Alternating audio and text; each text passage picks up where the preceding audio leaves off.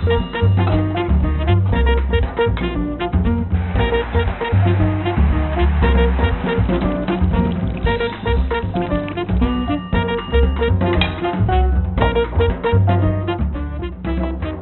got my man Randal Hill with me today on another episode of Chopping It Up with Buck. Hey, before we go to the Thrill moniker and all of that, it was interesting to read a little bit about your bio. Your dad was a principal and he was your coach in Pop Warner, your mom a teacher. Right. Some history there because, you and I spent some time at beIN Sports and you were really quiet when we were just kind of in there watching. I mean, really thoughtful, and I don't think people see that side of you. But I can see from your parents' upbringing a lot of that coming into play. Yeah, a lot of people know me for being, let's just say, notorious on the field from all the antics and all the celebrations and stuff. But, I come from a very disciplined family. My mom is she was a elementary school teacher. My dad was a high school principal. My wife's a doctor. Everyone in my family is, are very, very educated and believe in the academia. So football was just a side note for me, so to say. I wasn't, my parents gave me everything I needed to be successful. Not everything I wanted, because if I did, I would have had to buy me a Ferrari. But they gave me everything I needed to be successful and go to college. And they were about graduating on time. That's why I was able to graduate in 4 years from the University of Miami. But and I try to stress to the young guys that, yes, football is great.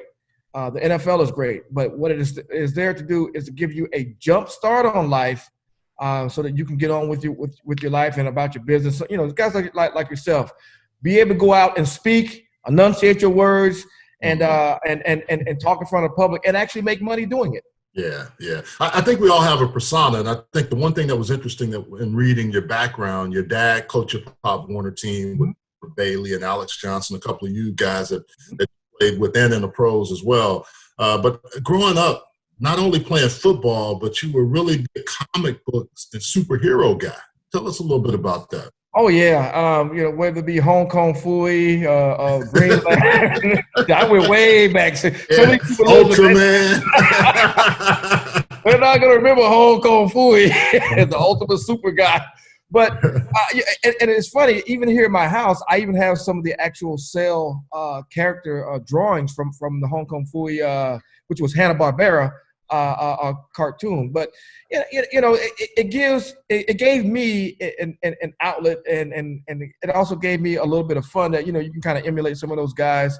When people see me, or even like some of the federal judges see me and they talk to me, they realize that it's more to me than just sports, because life is big, life is great. If you can just grab everything, grab all entities by the hands and just grab and run with it. Yeah, we'll talk about that federal judge and the agent side. I mean, it's just a lot of interesting things. That's why I wanted to have you on. The one thing that I wanted to ask you about is Randal Hill. We know you that, but Thrill came before you even got to the U. Tell us a little bit about that story from high school. I think your homeboys kind of gave it to you after, not on the wide receiver position, but the DB getting a couple of picks and sealing the game. See, you are an investigator yourself. Well, what happened was, a lot of people don't know, I played cornerback in high school, and I was an All-American cornerback. I was the number 2 rated cornerback in the country coming out of high school. And there was a newspaper down in South Florida who did an article about me because my 11th grade year, I actually was able to intercept 11 balls in 1 year, which is, kind of unheard of, especially in high school, which don't even throw that much. And the name of the newspaper was called the South Day News Leader, which doesn't exist anymore. But they specialize in bringing up and or bringing notoriety to local talent. So from there, going to the University of Miami, I remember the first day, you're running a 40, you're doing all sorts of drills. One of the upper guy, senior classmen, and Jerome Brown and Melvin Bratton, they referred to me as Thrill because they had read the article. And I'm like, okay, well, I guess I better live up to this name. But again, coming out of high school, going into college, and I try to teach a lot of these young guys to understand that you have to learn how to cope with change. Change is inevitable, and being an All-American defensive back, and then all of a sudden, literally one day, Jimmy Johnson just looking at me and saying, "Okay, Randall, do me a favor, go play wide receiver," and put me behind Michael Irvin, Brian Blaze, and Brett Perriman. Those guys were great, but you have to learn how to cope and embrace change. Now you talk about those guys. Y'all had a lot of talent at the U. I mean, we all know that we've seen the articles. We saw you guys winning a couple of national championships. But what do you remember most about stepping on that campus, moving from DB to a receiver, and then the characters that were on that team? Because I don't think people realize I got to know a lot of you guys during our time in college and the pros. I don't think people realize how hard you guys worked as a team and how much you competed. But what are some of the other things you remember about your teammates, like Jerome Brown, Michael Irvin, and some of the guys you mentioned? Well, these guys, it wasn't just winning games, and I didn't understand that.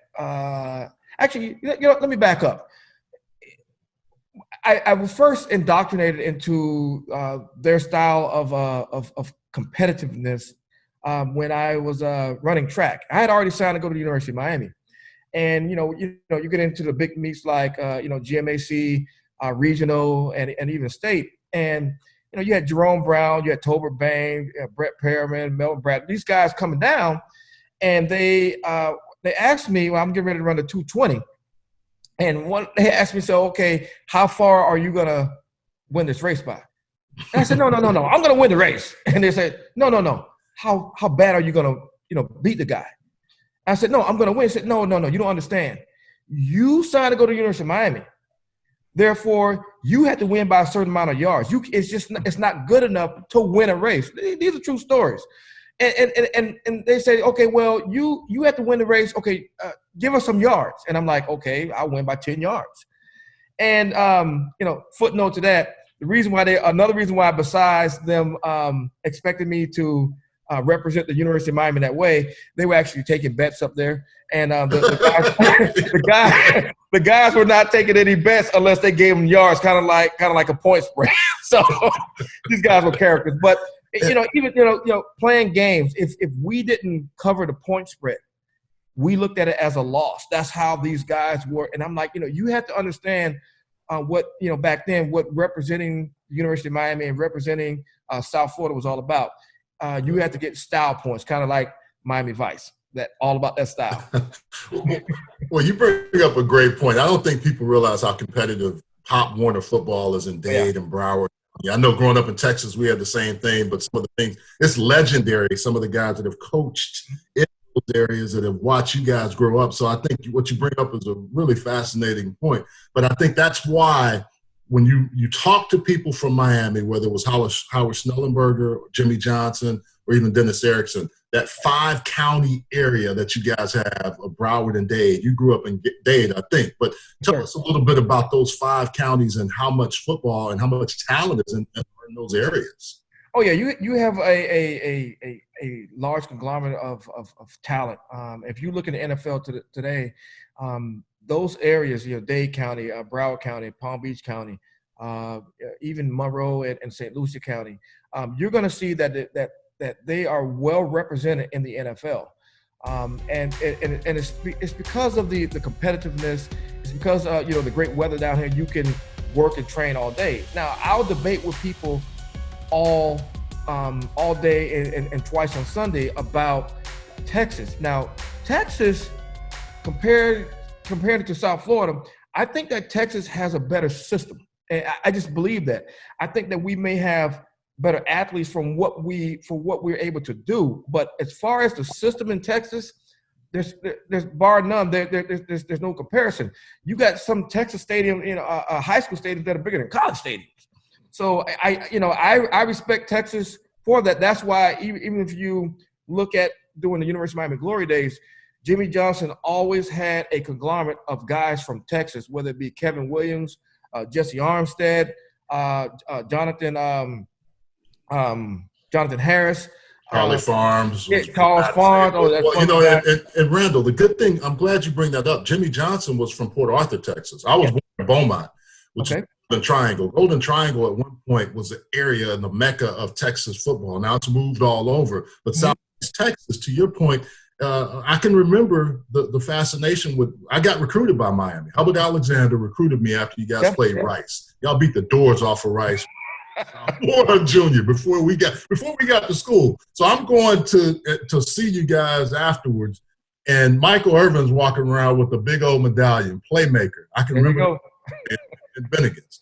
And Hubbard was like, these are our guys if you want to be a part of it. So it was interesting to hear my guys that ended up from Texas ending up there with you guys in Miami. Yeah, the guys from Texas, they actually have – you guys have the same mentality too. I mean, the want, will, or desire to win games and be the best. Yeah. And I think it's funny how Jimmy ended up going to Miami, then to Dallas as a head coach and getting all those guys. And I'll say this, the one thing that I can remember about Miami players is that y'all had a respect for people that beat you guys or competed with you guys. And I remember UCLA in 84, 85 at the Fiesta Bowl ended up beating Miami. And ever since then, I can remember talking to Miami guys about, okay, y'all got us. Not that they would bow down, but, hey, we respect you, and it was a mutual respect. I just want to ask you about that 1990 Cal game when you kind of came out. You know, everybody started knowing about Randal Hill. You was firing guns, and every play you got up and did that. And there was some backlash, but you and I talked about this. I love to hear your side of that story because I think people don't really realize how excited you were when you were playing in that, getting an opportunity. Yeah, it's in retrospect, you look back and it looks like, you're taunting your opponent and it's bad sportsmanship. But even, talking to guys who I played against before in the past, they said that they wish that they could do some of the things that we did. It wasn't directed at the opponent. It was the Miami style, okay? Mm-hmm. And if you look at historically what had happened was we had won the national championship the year before. And Dennis Erickson was trying to tone things down, and we came out that very first game and we were flat, and we got our butt handed to us by BYU of all people, of all teams. Mm-hmm. So the seniors got together and we said that, we got to go back to the old Miami ways. We got to go back to what got us here, because at the end of the day, it doesn't matter what people are saying. What matters the most is that we're winning national championships. The 305 fans are out and supporting the team, and we can all have fun on the field, and we'll party all the way back.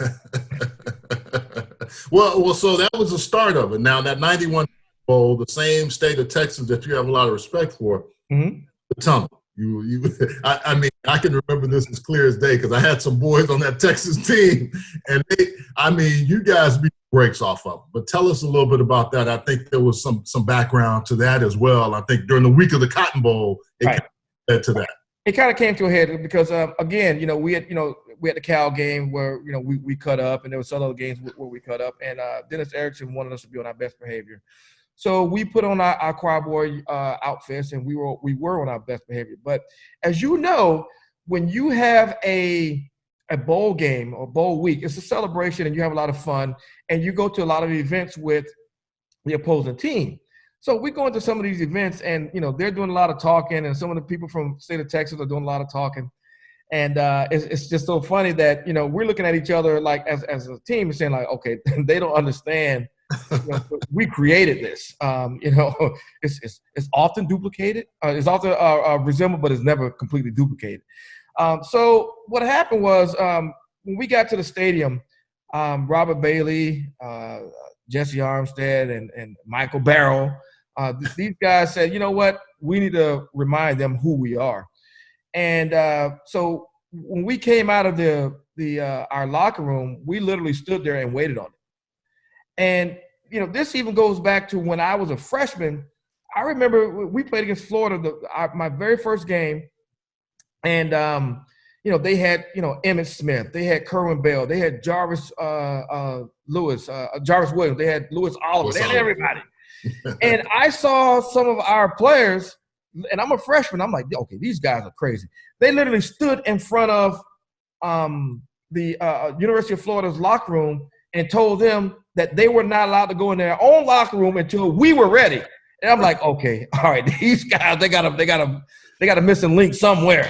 But now turn the time back up, to the Cotton Bowl, it just came to a head. Now, the whole thing with the tunnel and I will take the blame on it now. Now I'll say it's my fault, even though on the 30 for 30, I said it wasn't my fault. But what had happened was everybody was having fun, but me. If you look at that game, I didn't get one ball thrown to me the entire game. Everybody's celebrating, everybody's dancing, everybody's doing the Miami thing, the 305 thing. So, we would have, let's just say, many riots in the huddle before each play. And, the quarterback was threatened many a time during the course of the year. So, I told Craig Erickson that if he didn't throw me the ball, there was going to be some bad things that were going to happen to him, like blunt force trauma to the skull. So, of course, I was one-on-one, and you can't play one-on-one with University of Miami receivers. And it was just a pitch and catch, and that tunnel belonged to me. Yeah. Well, the accumulation of that was getting drafted by the Miami Dolphins, being a first-round pick. I think the 23rd player pick. Yes, sir. And, when you look at that, you go to Miami, you hold out. When you finally get there, after one game, Don Shula decides to trade you. What was it like when you got that news that you were being traded? Well, yeah. Here's the whole background, because a lot of people said that it was because I held out. But if you go back and you look, and I just believe in evidence, and we'll talk about the evidence part of me later. The Dolphins had 5 preseason games. I played in 4 preseason games. One of the games that they played in was actually in Japan, so I didn't really miss training camp because I played in 4 preseason games.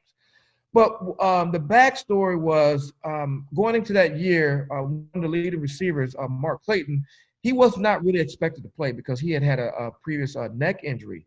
But if you look at that very first game that I did play with the Dolphins, we played against Buffalo in Buffalo, and he had close to 200 yards receiving. Okay, we don't need Randal Hill because Mark Clayton just had 200 yards of receiving. So, I was traded. It's part of the business. I was traded for a first-round draft pick and $1 million. I went out and played in Arizona, but I was able to come back and play with the Dolphins for 2 years and then finish up in New Orleans. Yeah, that's what I was going to find. What I found interesting is coming back to Miami. How was that? And, clearly you were well received in that city. You grew up there. You played for the U. But then to come back, how was it coming back basically home for another coming back, see, and like I said, a lot of people see me on the field and, wild and crazy and having a lot of fun, but I'm also a family man. And bar none, I could care less about football when it comes to my family. And coming back to spending time with my mom and dad, and my girlfriend at the time, we eventually end up getting married. That's what was most important to me. It wasn't necessarily the football aspect of it. It was more the family aspect of it, because family is all important, especially as growing up in a very structured family. A lot of people don't know. Every Friday, it was mandatory for us as a family to get together and go to dinner. A lot of people don't know it was structured for us, as per my mom and dad, that a hot breakfast was on the table at 5:30 in the morning. Everyone had to get up. A lot of people don't know that it was also structured for us to, when it's time to go get groceries on a Tuesday or Wednesday, everyone had to get in the car and go get groceries. So, I didn't really care about the football part. It was more or less the family part. Can I say this too? Having had your mom's cooking, it was some. Oh my God! I'm still thinking about it. I'm gonna have to just fly down and come on down, bro. Come on down. Cook for me because it was so good. You bring up a really good point about family, and that's why your after career is just as intriguing as during the career. You've been a broadcaster. Some of the things we did together. You also ran for public office, which I found fascinating. But the last thing is you're a special agent for the Department of Homeland Security. Mm-hmm. Walk us through that, running for office and then deciding to become a special agent. I think this is phenomenal to hear it from you because you and I talked a lot about it, but I just absolutely. Well, I try to lead by example. I talk the talk, but I also try to talk what what I say. So, and when I retired, I walked away from the NFL, not because I got released. I actually went into Dave Wanstead's office and asked him to cut me because I had had enough of football and I wanted to transition into the rest of my life in another career. So I went into law enforcement and learned, how to do like real police work. So I was out on the street, traffic stops, going into houses, putting my life on the line. But I also knew that I wanted to go and become a federal agent. Start here, start at the bottom, and then work your way up. You don't necessarily have to do it my route, but I wanted to learn how to do basic police work. And there was a couple of guys who showed me the way. A guy by the name of Waddy Crawford, he passed away, brain cancer. And then there was another guy who used to be the deputy director of the FBI, a guy by the name of Paul Phillip. And they helped show me the way to law enforcement as a federal agent. I've had a lot of fun. I became a federal agent in 2003. And then in 2015, I walked away to run for a political office. I ran for Congress in Florida. I was a U.S. congressional candidate because I wanted to give more back to the community and bring some of what I've learned on the federal level in law enforcement to politics. I didn't win. I did very well. I didn't win. So when I finished, I actually went back into law enforcement as a federal agent down in McAllen, Texas, but now I'm back in Miami. So, I've had a lot of fun. I've done a lot of different types of cases. I've been in federal court. I've done a lot of things, but one of the things that I take great pride in is leading by example. You have some horror stories of some guys, not a lot, that have gone into the NFL, and then when they finish, they kind of fall apart a little bit.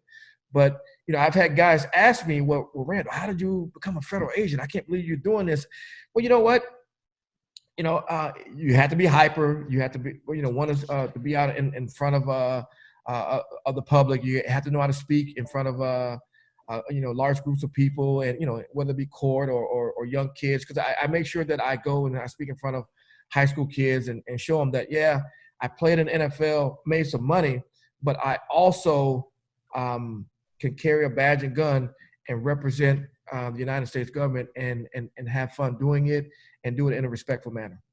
Yeah, what's been one of the wildest stories you have about just the police officer, the agent? I mean, just something that was like, wow, even I can't believe this. I mean, you've lived, in Miami, the Miami Vice kind of style and understanding, but just, just something that made me, wow, this is crazy.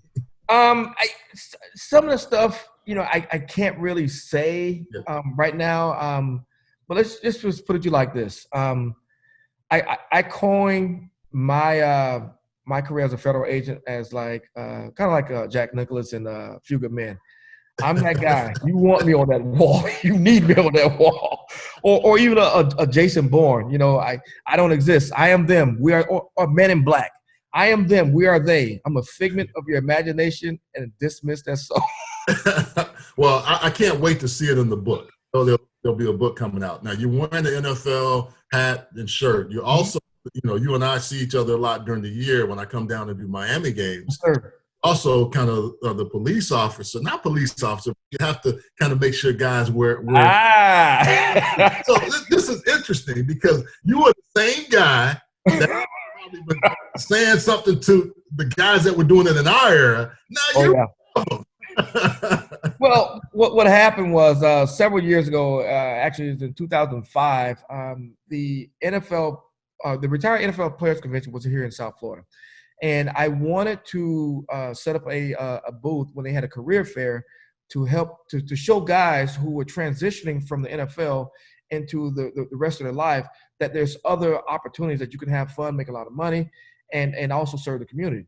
So I was able to do a career fair. I ran into Andre Collins, and Andre remembered me, and he called Merton Hanks. There's a brotherhood there. Yeah. And the next thing I know, because Merton was at the NFL at the time, Merton comes up to me and he says, "Hey, you want a job?" And I'm like, "Merton, I'm good. I have a job. I have a great career. Everything's going well." He said, "No, just on Sundays. You can work for the NFL directly with NFL, not even the team, but directly with NFL as a. Some people call us the fashion police." I'm like, "Fashion police in the NFL? What is that?" So basically, what I do is make sure that the players are dressed properly on the field, and they're representing the NFL in a proper manner. Currently, right now, my direct supervisor is Akil Coed. Great guy. Love working with him. I love what I do because people still see me on the field in a different manner, and I don't care how hot it is. It's usually I'm coat and tie, and they recognize that I'm the fashion police, making sure that guys are dressed properly on the field. So the other thing, I mean, the big thing with that too, you do a lot of broadcasting in the Miami area. Mm-hmm. One of the questions that always comes up: why has the U fallen off so far, and what is it going to take to get it back there? I mean, you've been pretty vocal. I mean, when that position was open, you and I both thought, and we talked about it through text. Butch Davis, one of those times would have had a chance to come back. Butch Davis, now, for all of you that don't know, is at Florida International, doing quite well, by the way. Who beat the University of Miami. Exactly. But that's the one thing that I'm intrigued by when I look at Miami.